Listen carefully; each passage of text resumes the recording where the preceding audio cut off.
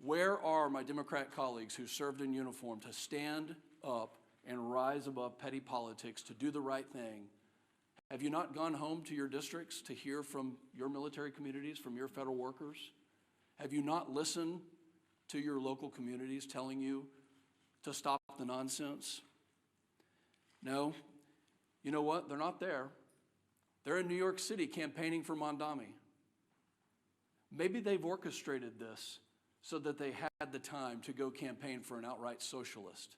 Maybe this was orchestrated so they could go do that. Now, this isn't the party of JFK anymore. This is the party of Schumer and Mamdani, the party that bows to the radical left. I hope that everybody can see the split screen of what's happening in this country. The Speaker has so eloquently talked about the fact that Republicans are doing our job to take care of families, that over 13 times the Senate Republicans have voted to fund our military, to fund TSA, to make sure our Border Patrol can get paid and all federal workers can get paid, and Democrats continue to obstruct.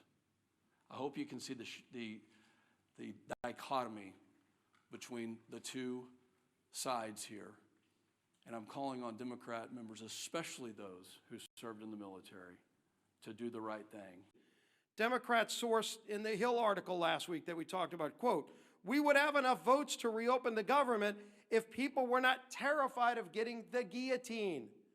This is Democrats being afraid of their own base because their base is so radical that they're afraid of their base.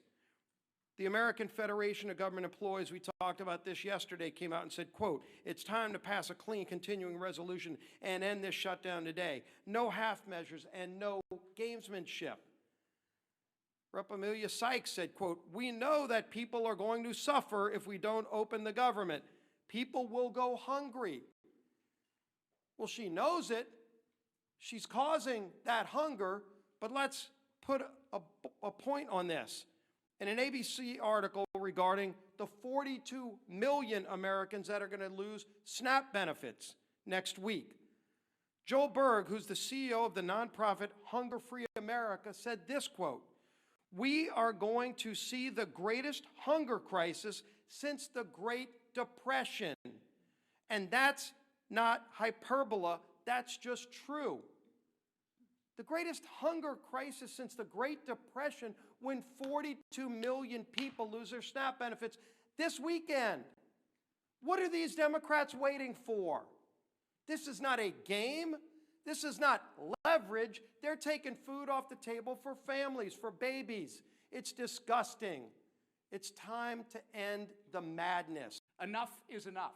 You're playing politics with people's lives, and as Leader Scalise and the Speaker have reminded us, for what?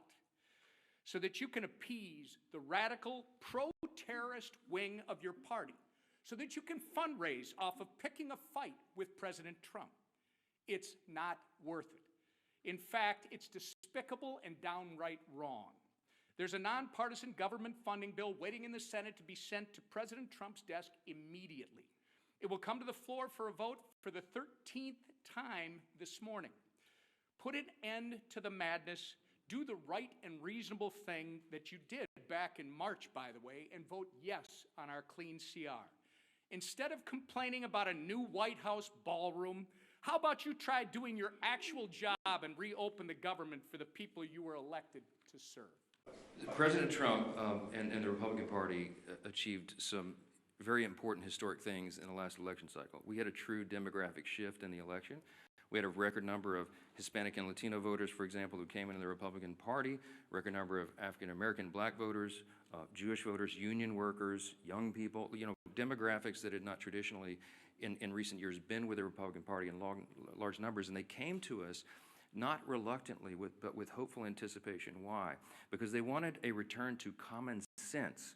And they saw what the other party had done to them with their terrible policies and their terrible ideas and the radical woke Marxist progressive agenda, and they realized it didn't work for them. So they came to us and they said, "Can you do better?" Well, we did. We have.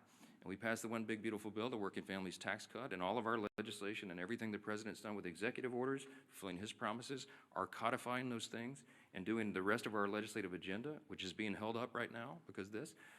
We're delivering for those people. So it is not a surprise to me that union workers would come enthusiastically supporting common sense. What we're asking for here is common sense. They're supporting the party, they're supporting the president because they know who's working for the American people and who is not, who is causing and inflicting pain on the American people. The contrast has never been more clear.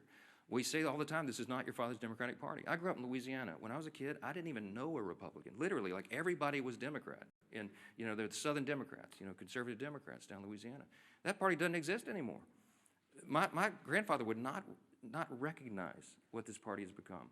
He would clearly, they'd all be Republicans because the Republicans stand on the side of common sense and working families, hardworking, middle class, lower class earners in the country. We drafted the working families tax cut to be geared for them, to help them. And we infused the legislation with all this pro-growth policies so that all boats will rise.